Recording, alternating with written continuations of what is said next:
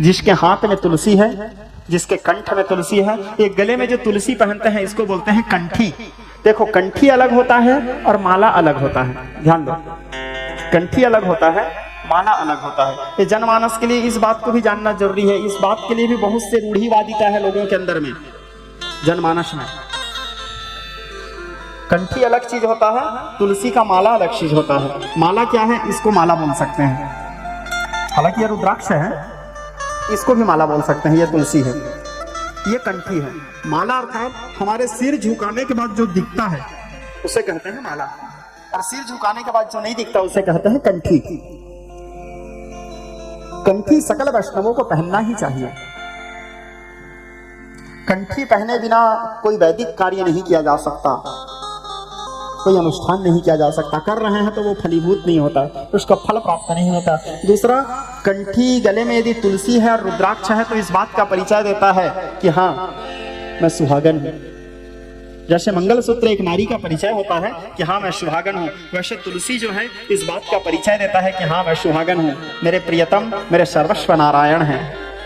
हाँ मैं नारायण का हूँ या मैं नारायण की हूँ। रुद्राक्ष पहने हैं तो हाँ मैं शिव का हूँ या मैं शिव की हूँ। और जिसके गले में तुलसी और रुद्राक्ष दोनों नहीं है वो अनाथ है, फिर उसके कोई वारिस नहीं है। फिर जिसके गले में तुलसी और रुद्राक्ष नहीं है, हमारे सनातन धर्म में तो यहाँ तक बताया गया है वैष्णवाचार्यों के लिए, शैवाचार्यों के लिए, जिस व्यक्ति के गले में तुलसी नहीं है उस व्यक्ति के हाथ का पानी भी नहीं पीना चाहिए, और पवित्रता माना गया है। जिसके घर में तुलसी का पौधा नहीं है उस व्यक्ति के घर का पानी नहीं पीना चाहिए। नभिप्रपादोदक पूजितानि स्वाहा स्वधाकारि विवर्जितानि श्मशानि तुल्यानि गृहानि तानि। जिस व्यक्ति के घर में हवन नहीं होता, स्वाहा स्वाहा शब्द का उच्चारण नहीं होता, नभिप्रपादोदक पूजितानि, जिस व्यक्ति के घर में किसी ब्राह्मण के पैर का पूजा नहीं हुआ है, नभिप्रपादोदक पूजितानि स्वाहा स्वधाकारि विवर्जितानि श्मशानि तुल्यानि गृहानि तानि, उसके घर को श्मशान माना गया है। तो घर में तुलसी, गंगा जल होना ही चाहिए, महाप्रसाद होना ही चाहिए, गीता का पुस्तक होना ही चाहिए। ये हमारा परिचय है। सनातन कहने का तात्पर्य ऐसे नहीं कि एक तो भगवा झंडा लेकर के लहरा दिए, 2 दिन के लिए भगवा साथी पहन लिए, सनातनी बन गए हैं। वो सीजनी सनातनी मत बनो। भगवा क्या है पता नहीं, लहराना सबको होता है, भगवा क्या है वो जाने जो भगवा ओढ़ के सोता है। वही बात है। ऐसा नहीं कि कोई आदमी बंधन कलर के कुर्ता पहन लिया, बंधन कलर के साथी पकड़ लिया हैं और एक तो झंडा पकड़ के निकल गए, सनातनी हैं, उसको सनातनी नहीं बोलते। सनातनी कहने का तात्पर्य आपके घर में तुलसी है, आपके घर में गऊ है, आपके घर में गंगा जल है, आपके घर में गीता है, नहीं है, भगवा कपड़ा पहन लिए हो, मुंह से दारू का बदबू आ रहा है। कई जगह से होता है बेटा, मैं जाता हूँ अब भगवा कपड़ा पहन करके झंडा वंडा लेकर के स्वागत में पहुंच जाए रहते हैं, और जैसे गाड़ी से उतरता हूँ भक्त से महकता है, बोले हे प्रभु ये क्या हुआ। हरि राम कृष्ण गोविंद प्रेमानंद, क्या हुआ, बोले मुंह से तुरंत बदबू आता है। आप भगवा कपड़ा पहने हो और अचानक गुजर रहे हो, रैली निकल गया, रामनवमी का रैली, जैसे रैली खत्म हुआ शाम को देख रहे हो भगवा कपड़ा पहन के दारू भट्टी में खड़े हैं सब। तो ऐसे सनातनी नहीं, दिखावा वाला सनातनी नहीं, अंतरात्मा से बनो, ठीक है। भगवा पहनने की आवश्यकता नहीं, अपने कपड़ा रंगाने की जरूरत नहीं, कलेजा रंगाओ।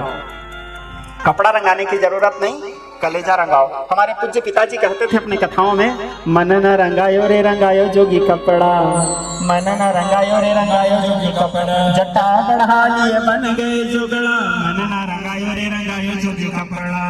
तो घर में तुलसी, क्योंकि प्राण त्यागते समय कोई व्यक्ति यदि गीता का एक श्लोक भी सुन लेता है तो वो व्यक्ति वैकुंठ चला जाता है। गीता का एक महत्व है, गीता गंगोदकम पित्वा पुनर्जन्मम न विद्यते। वैकुंठ के तो बात छोड़ो, उसका दोबारा जन्म भी नहीं होता, 84 के चक्कर से मुक्त हो जाता है। तो मरते रहेगा तो आपके घर में गीता नहीं रहेगा तो दूसरे घर गीता मांगने जाओगे, क्या मोर बाबा मरत थे गीता सुना हूं बोल के, वो तुम्हारे आते तक वो आदमी निपट गया। तो कम से कम श्लोकार्धम वा श्लोक पादम वा, एक श्लोक भी यदि कोई गीता का सुन लेता है अंत काल में। और महाप्रसाद, जिस व्यक्ति, महाप्रसाद जगन्नाथ जी के प्रसाद को महाप्रसाद बोलते हैं, बाकी देवी देवताओं के प्रसाद को महाप्रसाद नहीं बोलते। बाकी देवी देवताओं के प्रसाद को, चाहे वो दुर्गा जी हो, लक्ष्मी जी हो, भोले बाबा हो, राम जी हो, कृष्ण जी हो, कोई भी देवी देवता हो, सभी देवी देवताओं के प्रसाद को केवल प्रसाद कहा जाता है। एकमात्र जगन्नाथ जी हैं जिसके प्रसाद को महाप्रसाद कहा जाता है, क्योंकि जगन्नाथ जी के प्रसाद 2 बार भोग लगता है। एक बार जगन्नाथ जी में लगता है और दोबारा विमला जी में लगता है। क्योंकि विमला जी जो है भगवती, आगे चल के आपको बताऊंगा कथा, माता सती जब देह त्याग की, उसके अंग एक एक जगह गिरे, 52 जगह गिरे, तो 52 शक्तिपीठ बने, जिसमें पुरुषोत्तम क्षेत्र में भगवती के पेट गिरा था। पेट यानी भोजन, पेट, तो उसको विमला तीर्थ कहा गया है। तंत्र क्षेत्र में वैसे तो सभी शक्ति पीठ मुख्य हैं, सभी के प्रधान हैं, लेकिन मुख्य रूप से 4 पीठ को तंत्र पीठ माना गया है। पहला असम, वो मुख्य तंत्र पीठ है भगवती कामाक्षा। दूसरा तारापीठ, वो भी मुख्य तंत्र पीठ है। तीसरा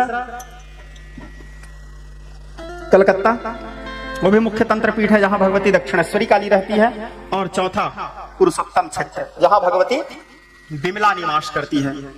विमला पुरुषोत्तम क्षेत्र में भगवती, वो भगवती जगन्नाथ जी के रहने से पहले जगन्नाथपुरी में माता विमला का स्थान था, उसको विमला पीठ कहा जाता था। जगन्नाथपुरी के कितने नाम हैं आप लोग जानते हो?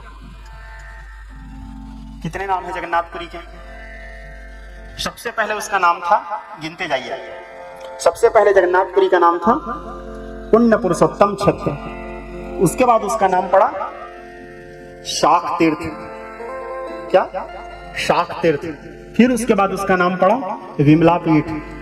फिर उसके बाद उसका नाम पड़ा शंख क्षेत्र,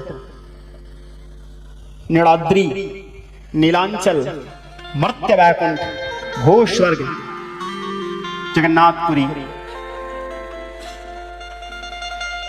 ये जगन्नाथपुरी का नाम है।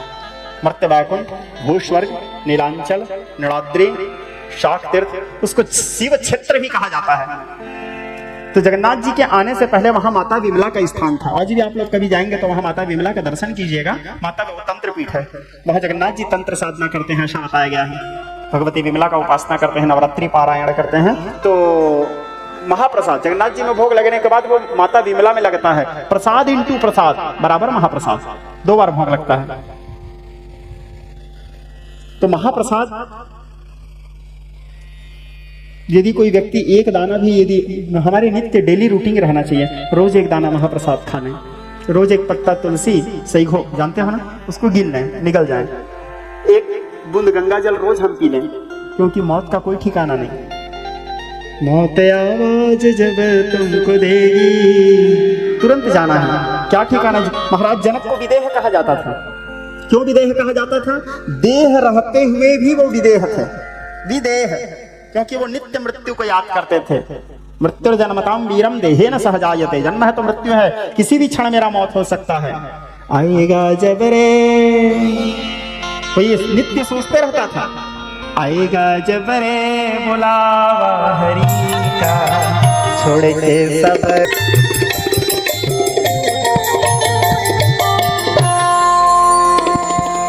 एक छत्तीसगढ़ी ददरिया याद आया, ठीक है, सुनाओ। ये मौत के बारे में ही है। जिंदगी के बोझाला ढोवतले हो गे लइका ने सिया,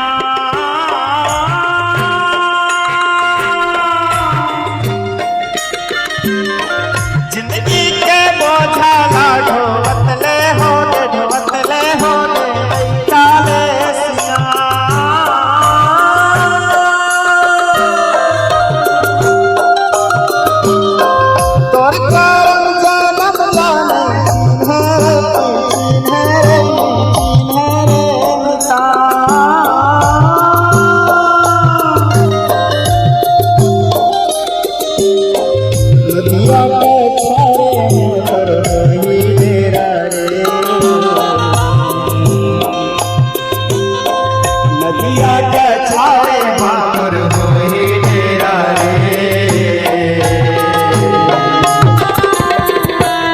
तेरा